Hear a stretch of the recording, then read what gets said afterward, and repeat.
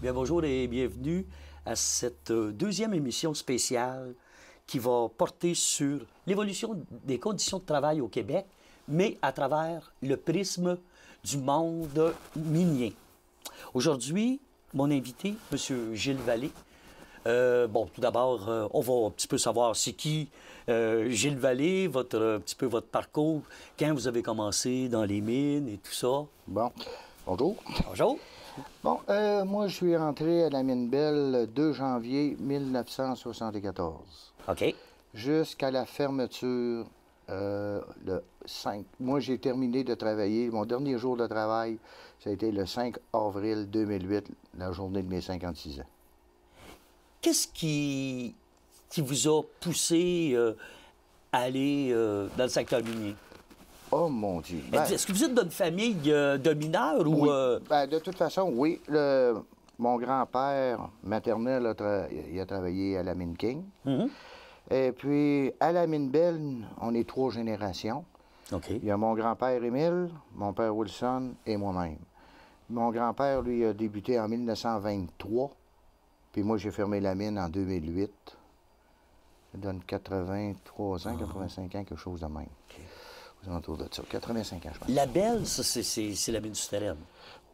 Oui, ils ont déjà opéré avec un puits. OK. Mais ils ont opéré la grande majeure partie de leur temps sous terre. Mais vous, quand vous êtes rentré, vous êtes rentré sous terre, là. Oui. Pas immédiatement. OK. Parce qu'on m'avait envoyé au moulin, l'atelier de traitement de minerais, parce que moi, je voulais aller sous terre, puis le gérant du personnel ne voulait pas. Il dit, t'es trop petit, tu fais pas le poids. OK. Une grosse différence avec aujourd'hui. fait que finalement, j'ai attendu, j'étais au mois de janvier, puis quand, mais dans ce temps-là, nos 42 jours étaient faits, là, on tombait syndiqué. Ouais. Il s'est ouvert un poste de journalier sur terre. OK. Là, j'ai appliqué. J'ai postulé pour être journalier sur terre. Mais là, j'étais syndiqué. Fait qu'ils me l'ont donné. Oh, OK. Ils ont accepté de cette façon-là. Comme pas le choix. Ben oui, c'est ça. Comme pas le choix, oui, si on veut dire. Mais ça fait que j'ai été sur terre. J'ai travaillé sur terre, tout près de quoi? Peut-être pas loin de 30 ans. OK. Puis les 4 dernières années environ, j'étais à surface. Là, j'avais eu un poste de jour. Puis là, ben, je trouvais que j'avais assez fait de temps. Okay. Puis j'ai été à peu près... j'ai calculé, je pense, c'est tout près de 23 ans que j'ai été membre des équipes de sauvetage minier aussi, sur terre. Ça, on va y revenir aussi, je pense. Mais on va regarder un petit peu, parce que, bon, l'émission porte aussi sur l'évolution des conditions de travail au Québec, souvent grâce à ce qui s'est passé au secteur minier. J'imagine que quand vous êtes rentré sous terre, c'était pas les mêmes conditions que quand ça fermait. Non, c'est sûr. Est-ce que la santé, sécurité au travail existait? Bon, si on parle des années 70. Ça existait, oui, mais c'est sûr que l'emphase santé, sécurité des dernières années, la compagnie mettait une grande importance là-dessus. Ça, c'est évident. Parce que moi, quand j'ai commencé sous terre, c'était l'ancienne méthode pour soutirer le minerai, ce qu'on appelait les grilles à barreaux, en anglais, les grizzlies. OK. Après ça est arrivée une autre méthode, parce que c'était très dangereux comme job aussi. Là. Ça fonctionnait comment, ça? Ça, c'est que tu avais une galerie souterraine, puis à tous les temps de distance, ça, je me souviens pas, il y avait une cheminée, un trou, qui descendait. Nous autres, mettons qu'on était au 600, la cheminée descendait au 700. OK? Bon. Puis sur ça, il y en avait à intervalles, tout le long de la galerie. Puis quand il y avait une croisée en acier faite avec des H-beams, OK? Parce que le trou avait une 50aine de pieds. Bon. Après ça, tu avançais sur un H-beam de 6 pouces. Après ça, un H-beam de 4 pouces. Puis là, c'était ouvert, ça. Puis le minerai, lui, il s'affaisait. Il tombait de lui-même. Mais quand le minerai ne suivait pas, comme on pouvait dire, et il bloquait, ben là, il fallait soit se mettre en dessous de ça pour driller ou monter des charges de dynamite. Tout dépend. Quand on drillait, assez souvent, on mettait un genre de grille, là, pour boucher le trou, puis là, on s'installait en dessous de la pierre qui était suspendue. On drillait, on la chargeait, on la blastait. Mais si des fois, on voyait que driller, c'était trop... On montait des charges de dynamite. Mais là, à ce moment-là, on marchait sous la H-beam de 4 pouces. OK. Mais tu avais toujours le trou qui était vide. Parce qu'on faisait des paquets pour faire des charges de dynamite qu'on attachait avec du biline, un détonateur. Pas le détonateur, le cap, mais la corde elle-même qui avait de la dynamite à l'intérieur, une poudre. Puis là, on attachait nos paquets de dynamite, puis on l'emboîtait au fur et à mesure qu'on montait nos charges, ce qu'on appelait une blasting pole. Ça, c'était une tôle qui était cosselée, puis qui rentrait une dans l'autre. Oh, OK. Puis on se dirigeait avec ce qu'on appelle, nous autres, le biline, la fameuse corde, mais toujours en étant sur le H-beam de 4 pouces, qui avait le trou en dessous. Avec le trou? Oui, oui, oui. Bien, des fois, on pouvait monter ça à 18, 20 pieds, tout dépendait des hauteurs. Puis là, on contrôlait avec notre biline, puis là, on essayait d'emboîter au fur et à mesure nos blasting poles, nos pôles pour monter nos charges. Il y avait 7 pieds de long, eux autres. Des fois, on pouvait en mettre 5, 6, 7, 8, tout dépendant de la distance. Puis après ça, bien, ça pouvait prendre peut-être plus qu'une charge à mettre. Des fois, ça pouvait en prendre plus. Fait qu'un coup que c'était bien chargé, quand il était le temps, on blastait. Mais ça Tu as eu des accidents? Oh, mon Dieu, oui. C'est Grizzly, oui. Ouais. Oh, oui. Il y a des gens qui ont perdu des jambes, il y a des gens qui ont tombé dans la cheminée. Comme mon père, lui, il y a eu 2 accidents. Il y a deux fois il y a une roche qui a descendu et il a fracturé la jambe. Oui, bien c'est ça, parce que là, tu es en dessous. Oui, tu étais complètement en dessous. Mais quand le minerai, il suivait, lui, il venait s'accoter dans ni plus ni moins, pour qu'on se comprenne, le fameux trou qui montait vers le haut. Bien, lui, ça, c'était plein. Fait que là, des fois, il n'y avait pas beaucoup de danger, mais quand c'était suspendu, puis ça ne suivait pas, là, il fallait aller travailler en dessous de ça. Là, il fallait monter des charges ou driller, puis après ça, charger, blaster. Ça, on n'avait pas le choix. Qu'est-ce qui a fait qu'à un moment donné, j'imagine que le nombre d'accidents a dû y être pour beaucoup aussi, qu'à un moment donné, ça a changé, qu'on a dit, wow, on change de méthode. Moi, j'ai eu connaissance à un moment donné, c'était, comment il s'appelait dans son nom, l'ingénieur? Moses, de mémoire. À un moment donné, il était avec des gens, puis il visitait. Puis moi, j'étais assez grisé en train d'opérer. Puis il avait dit, en anglais, je l'avais très bien compris, dangerous job. Il l'avait dit aux visiteurs que c'était un job dangereux. Puis c'est vrai que c'était dangereux. Mais probablement que ça devait être des gens qui étaient dans la haute direction de la compagnie que nous autres, on ne voyait pas. Ouais. Puis il les a montré l'ancienne façon d'opérer versus la nouvelle qu'ils ont implantée. Fait que André de Guise, l'ingénieur. Ah, d'accord. Ça, je me souviens de ça. Là, le nom m'est revenu. Là. C'est ça, veiller. Fait que là j'ai eu bien connaissance. Puis là, les gens, puis ça donnait que j'étais après passer du mock parce que le mock, il suivait. Là. Puis à un moment donné, à l'autre Grizzly, il fallait monter des charges. C'est là que je me suis aperçu que, c'était pas des gens du commun, là, ces gens-là.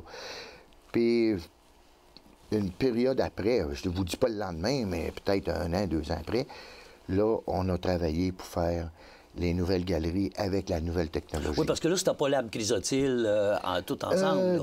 Non, cette période-là, c'était la SNO. On appartenait, si ma mémoire est bonne, ça appartenait au gouvernement du Québec, ça. C'était la SNO, oui. Ça, c'est après 76. Oh oui. Mais ça, pour vous dire l'année exacte. De toute façon, là, on est proche, probablement, là, on va être proche entre 76 et 80, là, quand ces changements-là ont été opérés.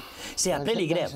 Oh oui, définitivement, ça a été après la grève de 75, ça, là, que ça a été abordé, cette nouvelle technologie-là. Parce que André de Guise, il faut dire qu'il venait de Shaking. La Special Corporation. Eux autres, ils appelaient ça des transloaders, si ma mémoire est bonne. Puis eux autres aussi, ils étaient dans une technologie similaire à celle qu'on se préparait à adopter à Minebelle. Fait que là, ben, lui, probablement que quand il a traversé, il a amené cette technologie-là, ce qu'on appelle des points de suturage, des drop points, là, avec des scoops. Ce qui, évidemment, rendrait plus Bien, sécuritaire. c'était plus sécuritaire. Il faut dire que quand le point de suturage était accroché, il fallait driller pareil. Mais par contre, tu n'avais pas le trou de 50 pieds autour de toi.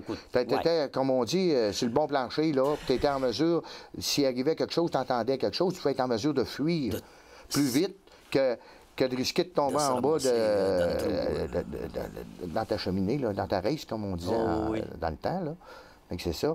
Puis, mais chose certaine, il fallait qu'il monte des charges de dynamite, puis il fallait que ce soit drillé. Il n'y avait pas le choix. Des fois, ça bloquait. Je veux dire, la pierre était tellement grosse qu'il n'y avait plus d'affaissement. Ils étaient tous coincés une dans l'autre. Fait que là, il n'y avait pas le choix. Là. Et quand on pense santé-sécurité, on pense aussi, la fameuse poussière. Oui. Bon, ben moi, je sais que je me souviens, quand j'ai commencé, oh mon Dieu, les gars, l'époque de mon père, il y avait des petits masques, mais c'était pas un masque genre tissu, là. C'était un masque de métal. Je me souviens, il était bleu. Je me souviens de ça. Pourquoi? Parce que je l'avais déjà vu. Mais les gars le mettaient pas. Probablement que ça devait être trop difficile de respirer là-dedans. Oui, probablement qu'il fallait qu'il fasse un trop gros effort physique pour... Puis il est en dessous de la terre? Oui, c'était sur terre. C'est ça. Bon, oui. Après ça, il est arrivé que avec le système des nouvelles technologies, c'est sûr que la ventilation, ils ont essayé de l'améliorer beaucoup, de un. Ensuite de ça, il y avait des moyens de protection meilleurs. Il y avait toujours le fameux petit masque genre chirurgical, là, mais ils ont apporté aussi, la compagnie avait apporté ce qu'on appelle des chapeaux Airstream. C'est un chapeau blanc avec un petit moteur à l'arrière, un ventilateur. Au ventilateur, en haut du ventilateur, tu avais un filtre. Puis à partir de ce filtre-là, il y avait une autre bande de plastique dans laquelle il rentrait un autre filtre à l'intérieur. Fait qu'il était filtré 2 fois. Puis là, tu avais une visière qui s'abaissait sur la figure. Puis dans les côtés, tu avais un caoutchouc souple qui épousait la forme de ton visage, puis créait une étanchéité. Ce qui faisait que c'était comme hermétique. Oui, c'était hermétique. Fait que le ventilateur, lui, il y avait 2 filtres, mais en plus, il créait une pression positive à l'intérieur du masque. Donc, c'était plus difficile pour la poussière de rentrer à l'intérieur. Ça, oui. Ensuite, il y a une autre affaire aussi. C'est que quand... Mais ça, ces masques-là, qui étaient pour les travailleurs miniers, ça a servi aussi à d'autres choses. Là. On l'a retrouvé dans d'autres secteurs par la suite. Bien, moi, comme on parlait antérieurement, moi et vous, c'est que j'avais vu un reportage que dans l'Ouest canadien, dans les prairies, il y avait un agriculteur qui était à bord de son tracteur. Il y avait une cabine fermée. Puis à l'intérieur de sa cabine, lui aussi, il y avait un chapeau Airstream comme on avait sur Terre. Parce qu'il faut dire que dans le domaine de l'agriculture, quand il arrive la période de coupe, de fenaison, ça crée une poussière épouvantable. C'est pas croyable. Puis les gens aussi de ces secteurs-là affectaient leurs poumons. Ah, carrément. C'est comme aussi, on va prendre une personne qui est meunier, qui il moue le grain pour faire de la farine. S'il ne se protège pas, lui non plus, forcément, il va finir par attaquer ses poumons. Il n'y aura pas le choix. Mais un coup que la farine est tamisée, est faite, ça empêche-tu les gens de manger du pain? mais le meunier est exposé. Parce que lui, c'est des grandes quantités. Mais vous réagissez comment? Tu sais, je vous écoute parler, puis... bon, c'est sécuritaire. Les dangers... Plus ça allait, plus que les dangers étaient minimes et tout ça. Mais malgré tout ça, il y a eu l'interdiction, ça a fermé, les mines sont fermées. Tu sais, est-ce que ce travail-là n'a pas été fait pour rien? C'est quoi? Bien, moi, je vais vous dire mon impression personnelle. Ça ne veut pas dire que tous les gens vont la partager. C'est leur choix aussi. Moi, j'ai toujours prétendu qu'il y a eu énormément de désinformation dans ce domaine-là. Beaucoup, beaucoup de désinformation. Voyez-vous, je regardais à un moment donné un reportage de Radio-Canada. ça a été fait en Europe. Puis justement, c'était des usines de transformation d'amiante. Puis dans le reportage, on parlait, le langage, la langue, c'était le français. Oui, OK. Les gens interviewés parlaient le français. Donc, j'ai conclu, j'ai dit, c'est peut-être en France ou en Belgique. Ouais. Oui, il peut y avoir, en tout cas. Malgré que les Européens parlent plusieurs langues oui, aussi. mais disons que pour l'amiante, la France et la Belgique étaient... Puis moi, ce que j'ai cru m'apercevoir, c'était une compagnie qui transformait l'amiante, c'était Eternit. Oui, le fameux Eternit. Bon. Mais Radio-Canada, ils ont présenté des gens qui travaillaient à l'usine. Eux autres, il y avait une expression qui disait « Ah, moi et mon chum est asbestos. Moi, je suis asbestos. » Là, j'ai compris qu'il voulait dire qu'il était amiantose. C'est sûr. Mais suite aux interviews des gens qui travaillaient, j'ai vu comment c'était dans l'usine. Oh boy! Oui, là, j'ai compris pourquoi que ces gens-là étaient atteints. C'était désuet là-dedans, ça n'avait aucun sens. Je vous dis, là, pour moi, c'était des usines qui existaient dans le temps de la guerre 39-45, ça n'avait aucun bon sens. Mais là, j'ai bien vu qu'il n'y avait aucune salubrité là-dedans, là. Ça n'existait pas. Mais Radio-Canada ne sont pas venus ici à Thetford pour venir faire des reportages, de voir l'amélioration qu'il y avait eu, toutes les nouvelles technologies, que les techniciens passaient prendre des tests de poussière. À la minute que ça dépassait un petit peu la moindrement, ou ça frisait la norme, il y avait tout de suite un rapport de fait, il y avait des réparations de fait. Sous terre, moi, je me souviens, quand j'avais commencé ces Risley, on drillait à sec. Mais ça n'a pas été tellement long que, wow, là, on ne drille plus à sec, les gars, on met de l'eau pour driller. Bien, tout de suite, tu venais d'abattre toute la poussière. Déjà là, c'est sûr que quand le matériel il était en mouvance naturellement, tu sais, que ça faisait, ou comme on disait, on le passait pour l'envoyer, c'est sûr que tu créais de la poussière. Ça, c'est évident. Je veux pas, là, il y a quand même. Ben, on ne peut pas faire autrement. Non. Mais par contre, si on drillait à sec, on a remplacé ça pour driller à l'eau. Bien là, tu venais d'éliminer un bon potentiel de poussière. Après ça, comme je vous dis, il y avait toujours des masques à notre portée. Ensuite de ça, la compagnie, même, je voyais les techniciens sur terre, ils arrivaient avec un appareil dont je ne connais pas le nom, là. Eux autres, ils arrivaient, puis c'était comme un petit genre de ventilateur, mais il n'y avait pas de moteur. C'était juste des palmes. Puis eux autres, ils mesuraient la vitesse de CFM qui passait de l'air frais dans la galerie souterraine. Fait que là, ben, quand ils voyaient qu'il n'avait pas assez, wow, là, on sonne l'alarme, il faut faire de quoi, là? Parce qu'il manque d'air ici, puis la poussière, elle demeure là. Puis, tu sais, c'est toutes des choses qui ont été progressivement amenées à mettre notre milieu plus sain pour travailler. Est-ce qu'on peut dire qu'à un moment donné, il y a comme une panique qui s'est installée et qu'on a tout mélangé en même temps? Bon, on n'aura pas de pays en particulier, mais on en connaît certains qui n'ont pas de normes et qui ont aussi eu à manipuler l'amiante. Est-ce qu'il n'y a pas ça aussi? Monsieur, il y a eu un gros vent de panique là-dedans. C'est que, comme j'ai dit tout à l'heure, il y a eu de la désinformation. On a toujours gardé l'idée qu'on était sur les vieilles technologies, il n'y avait eu aucune progression de fait au niveau de la salubrité au travail. Ça, on dirait que c'était pas intéressant pour les médias. Ce qui était intéressant, c'était, on aurait dit qu'il avait pris un pari de l'anéantir. Comme je dis, il y a eu vraiment de la désinformation incroyable là-dedans. C'est comme je regardais, là, justement, là, cet été, ils sont après, ils étaient sur le chemin de Black Lake, montaient vers Saint-Ferdinand. Bon, il y avait un petit ponceau qu'ils ont refait, là. Bon, un bon matin, je passe là. Comment les travaux sont arrêtés? On a découvert un petit peu de sable de mine. Ah, là, ça panique, là. Là, ça panique. Vous allez m'expliquer une chose. Comment ça se fait? Moi, le premier, j'ai joué ces dents. Oui.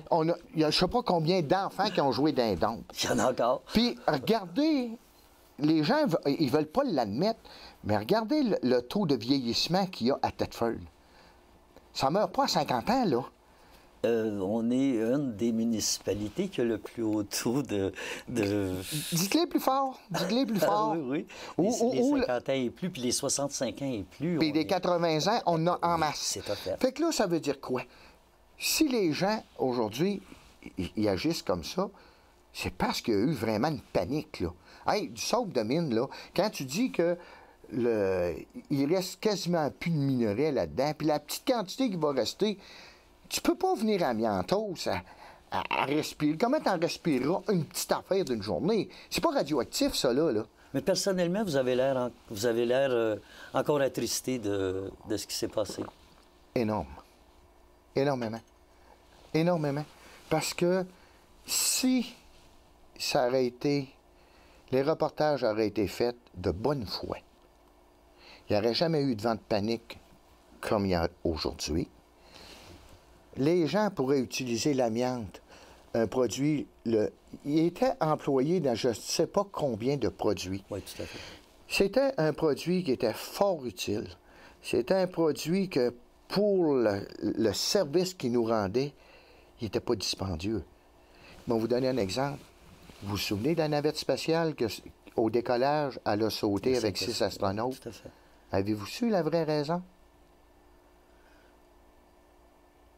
Bon, on a parlé de produits de substitution. Oui. C'est un substitut d'un joint d'étanchéité qui a cédé. Parce qu'il était en amiante auparavant. La panique a parti. Puis qu'est-ce qu'on a fait? On a vu un substitut, mais le substitut n'a pas résisté. Parce que vous avez travaillé justement aussi, vous avez travaillé dans les équipes de sauvetage. Oui, vous avez, sauvetage minier, oui. Ouais. J'ai été tout près de 23 ans à peu près là-dedans. Puis l'expérience vécue, là, dans ces 23 ans-là, il m'est arrivé une fois de monter dans une situation qui était vraiment désastreuse. Ça, c'était à Murdochville, à la mine Gaspé Copper Mine. Le feu? Oui. Ah, oui. Mon frère avec vous, c'est dommage parce qu'une mort, c'est déjà une mort de trop. Un décès, c'est un décès de trop. Mais dans cette situation-là, chanceux qu'il y ait eu juste un décès. Dommage, il est de trop malgré tout. Oui. Malgré tout, c'est un décès de trop, mais parce que les conditions de sécurité étaient pas là? Oui, les conditions de sécurité étaient là. Ce qui est arrivé, c'est un grand convoyeur qui a pris en feu. Mais c'est du caoutchouc. Ah oui. Bon, fait que là, automatiquement, qu'est-ce qui arrive? C'est que c'est dans le temps de le dire, le stère s'est contaminé d'une fumée bien épaisse, bien intense. Puis cette fumée-là, ben, on sait que c'est du caoutchouc. Donc, c'est pas inoffensif, ça, là. Fait que les gars, ils ont eu le temps de rejoindre leur... c'est parce que sur Terre, on est obligé d'avoir des refuges. Oui, on est obligé d'avoir des refuges. Un peu comme dans les sous-marins, hein? Oui. Ben, moi, ça m'avait fait passer au sous-marin. Ouais, c'est pour ça que je dis ça. Parce que ces refuges-là, faut qu'ils... Puis même, nous autres, même à Mine-Bell, on avait des refuges qu'on appelait mobiles. C'est qu'on les prenait avec un scoop, une chargeuse navette. Ouais. On installait des fourches en avant comme un élévateur, un lift, comme on dit. Puis on les embarquait, puis... Quand les gars étaient loin, moindrement, tu sais, d'un autre refuge, on amenait ces cabanes mobiles-là, en acier, on les amenait tout près des chantiers. Là, on mettait l'air, de l'eau potable, puis une ligne téléphonique. Puis ça, il y avait tout ce qu'il fallait à l'intérieur pour se colmater s'il y avait un feu. Puis il ouvrait l'air, ça créait une pression positive, donc la fumée ne pouvait pas entrer à l'intérieur. Puis là, il y avait un téléphone, puis là, on pouvait communiquer avec la surface. Puis là, ben, s'il y avait eu, disons, une catastrophe, ben là, un incendie, peu importe, ben là, on savait, les hommes, ils pouvaient se rapporter parce que quand on fait une mission, il y a toujours un poste de commandement. Ça, c'est toujours ça. Fait que là, ils pouvaient rappeler au poste de commandement, leur dire qui était à l'intérieur du refuge, à quel endroit qui était situé, puis on pouvait... Tout est vraiment sécurisé. En terminant, parce que je vois que le temps file encore, en terminant, est-ce que vous pensez que, bon, les conditions de travail au Québec, les gens ont une dette envers les mines? Fort probable que oui, parce que nous, en étant fixés comme on l'était, dû à l'amiante, il a fallu que les compagnies, avec le syndicat, mettent le paquet pour redorer l'image. Ça, c'est officiel. Mais définitivement, comme je vous ai dit tout à l'heure, ça a l'air, le Airstream, et on a vu des exemples dont on bénéficie aujourd'hui. Dont on bénéficie. Après ça, bien, c'est sûr que la salubrité au travail, bien, c'est sûr qu'avec les médias, malgré la mauvaise publicité, bien là, ça l'a fait sûrement réfléchir d'autres propriétaires d'entreprises que ça finissait que ça avait un point important dans le milieu de travail. Parce qu'il ne faut pas oublier une chose, quand ton employé travaille dans un endroit sain, il ne faut pas oublier qu'il est heureux dans son travail, puis automatiquement, l'entente est meilleure, puis la productivité est là. Tout le monde en bénéficie. Tout le monde en bénéficie. Les salaires sont meilleurs après. Oui, parce que tu augmentes ta productivité, puis le patron il est en mesure. Tu sais, c'est une roue, c'est un des maillons de la chaîne. Bien, je vous remercie beaucoup. C'est tout le temps qu'on a. Malheureusement, moi, j'avais encore 4-5 questions au moins, mais on se reprendra. Pas de problème. Merci beaucoup, monsieur.